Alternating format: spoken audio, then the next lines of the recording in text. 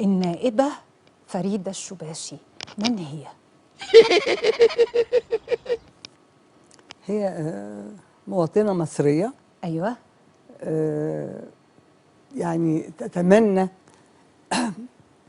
إن كل التشريعات اللي فيها نقص أو عيوب أو أي حاجة تتصلح. قال قاعدين يكفيكوا شر الجايين. وإنه المستقبل يبقى فيه التشريعات اللي تفيد المواطن المصري في جمهوريتنا الجديدة.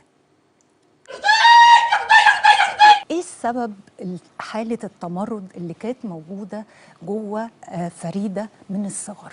مش عارفة، أنا نفسي مش عارفة. تكوين شخصية رباني نقدر نقول؟ ده من رباني خالص يعني. واثقة من نفسها مش واخد بالك. سنين. كان من الحاجات الغريبة جدا إن حضرتك ما أعلنتيش دخولك عمري ما أعلنتها قبل 2010. كان في سبب؟ عارفة السبب إيه؟ سبب وطني. أنا دايما عندي أسبابي وطنية. يعني أنا لما حد يتكلم عن مصر بسوء بتجنن. ما تقوليليش منين، ما أعرفش، جايباها كده. يمكن أبويا كمان خدت منه حاجات كتير في الناحية دي. عاوزة تقول لك أبويا اللي رباك. ليه حضرتك ضد فكرة الحجاب؟ شوفي، أنا مش ضد، أنا بقول رأيي برضو. أنا هسألك سؤال. مش إحنا عندنا أنا دارسة شريعة. الفروض 5. فيهم الحجاب؟ ال5؟ لا. طيب يبقى الحجاب ده عادة. جرى يا ولية ولية. في إجماع إن الحجاب فرض. مين الحجاب؟ مين الإجماع؟ طلع من الأزهر لا وطلع لا من لا. شوفي يجمع اللي يجمع الشيوخ بصي هقول لك على حاجة. وأهل الدين. شوفي، حرية. أنا ضد النقاب، لأن النقاب إخفاء للوجه.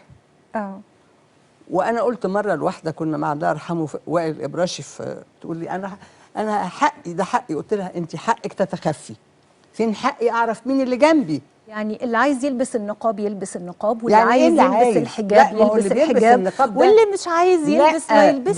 ده اعتداء على حريتي. أنا دارسة شريعة. يعني هو بالعافية يعني؟ لا ده كوسة بقى بصراحة، مش معايا. لا بقى ده كوسة بقى. وبعدين أنا دارسة شريعة بقول لك، مفيش حاجة من دي، مفيش الكلام ده. يقولوا لنا فرض. طب هم شهادة لا إله إلا الله، الصوم والصلاة والزكاة والحج إلى بيت الله لمن استطاع إليه سبيلا. في حاجة ثانية؟ قالوا الحجاب، قالوا النقاب. يعني في ناس أقسموا أيمانات على السوشيال ميديا إن أنا لابسة باروكة، وأنا أهو مش لابسة باروكة. طب بتقسموا ليه؟ طب افرض أنا لابسة باروكة، إيه مشكلتك؟